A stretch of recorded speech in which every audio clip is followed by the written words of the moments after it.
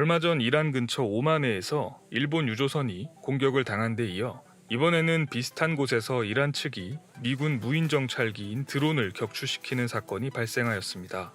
따라서 호르무즈 해협에서의 긴장감이 절정에 달하고 있습니다. 일본 유조선 공격대와 마찬가지로 이번에도 미국과 이란은 서로 상대방의 잘못이라며 진실 공방을 진행하고 있습니다.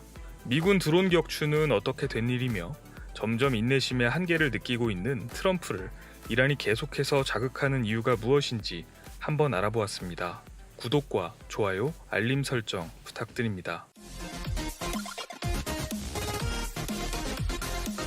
안녕하세요. 세상 모든 잡다한 지식을 알려드리는 잡시광입니다.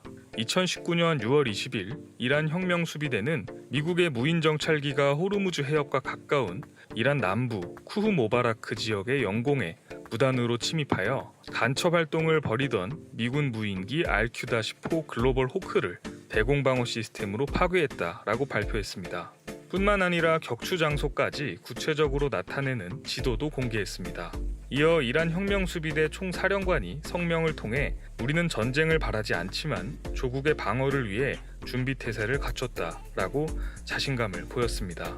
세계 최강의 군사력을 지닌 미국의 드론을 공격하고 본인들이 직접 이를 발표하는 대담함을 보인 것인데요.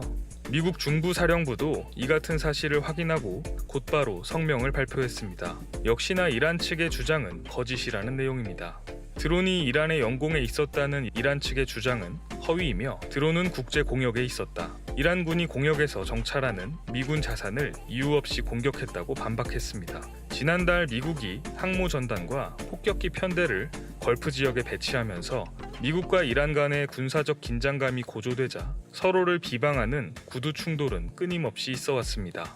하지만 양측 간의 직접적인 물리적 충돌이 발생한 것은 이번이 처음입니다. 트럼프 대통령도 즉각 이란이 큰 실수를 저질렀다고 비판했습니다. 미군의 무인 항공기는 국제 공역에 있었고 이것은 과학적으로 기록된 것이다 라는 입장을 보였습니다.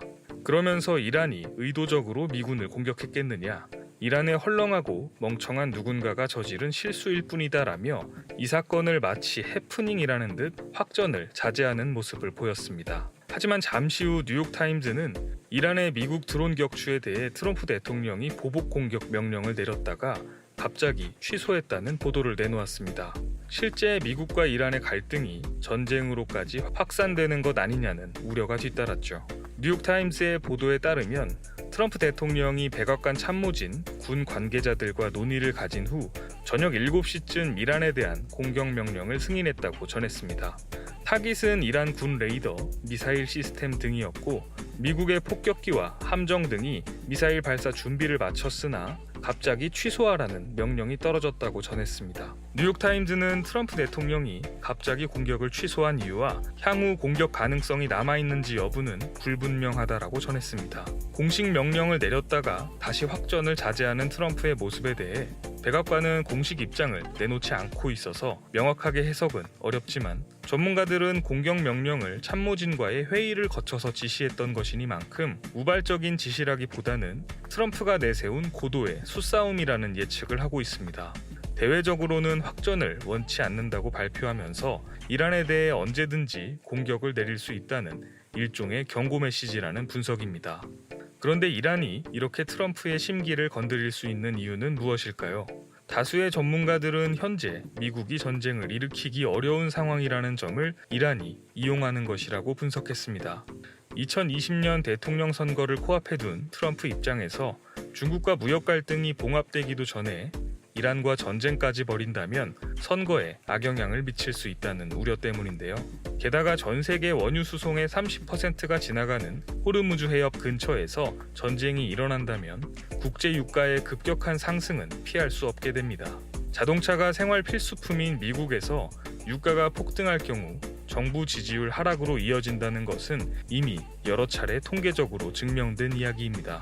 당장 이번 이란의 미군 드론 격추 및 트럼프의 보복 타격 명령 후 철회라는 단기적인 이슈만 가지고도 뉴욕 상업거래소에서 거래된 서부 텍사스산 원유는 전날보다 배럴당 2.89달러 오른 56.65달러에 거래를 마감했습니다.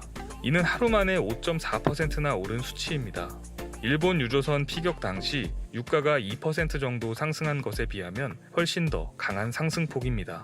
호르무즈 해협을 둘러싼 미국과 이란의 군사적 긴장감이 점점 고조되는 가운데 이달 28일로 다가온 G20 정상회담에서 트럼프와 시진핑의 회담 결과에 따라 미국의 중동에 대한 대응법이 달라질 것이라고 많은 전문가들이 예측하고 있습니다.